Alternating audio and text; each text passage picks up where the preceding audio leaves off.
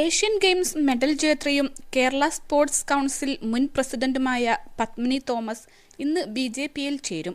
ഉമ്മൻചാണ്ടി സർക്കാരിന്റെ കാലത്ത് sports council അധ്യക്ഷയായിരുന്നു Padmini Thomas. കേരളത്തിനായി അത്ലറ്റിക്സിൽ മികവ് കാട്ടിയ ആദ്യകാല കായിക താരങ്ങളിൽ ഒരാളാണ് പത്മിനി തോമസ്. പത്മിനിക്ക് പുറമെ മറ്റു ചില കോൺഗ്രസ് നേതാക്കളും ബിജെപിയിൽ ചേരുമെന്ന് സൂചനയുണ്ട്.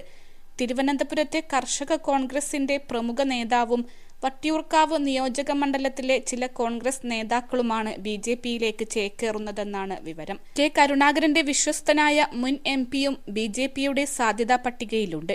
പത്മിനി തോമസിനെ അനുനയിപ്പിക്കാൻ കോൺഗ്രസ് നേതൃത്വം ശ്രമിച്ചെങ്കിലും ഫലം കണ്ടില്ല. കോൺഗ്രസ് ബന്ധം അവസാനിപ്പിച്ചാണ് കായിക താരം കൂടിയായിരുന്ന പത്മിനി തോമസ് ബിജെപിയിൽ ചേരുന്നത്.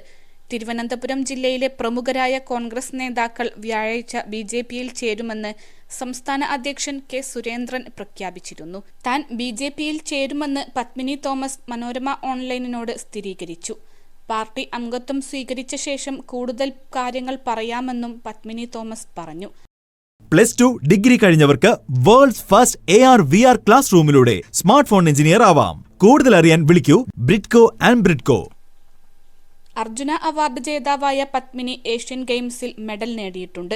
സ്പോർട്സ് കൗൺസിൽ മുൻ പ്രസിഡന്റായ പത്മിനി തോമസിന് കെ കരുണാകരൻ, ഉമ്മൻചാണ്ടി അടക്കമുള്ള കോൺഗ്രസിന്റെ മുൻ മുഖ്യമന്ത്രിമാരുമായി അടുത്ത ബന്ധമാണ് ഉണ്ടായിരുന്നത്. KPCCയുടെ കായിക വേദിയുടെ സംസ്ഥാന പ്രസിഡന്റായും പ്രവർത്തിച്ചിട്ടുണ്ട്.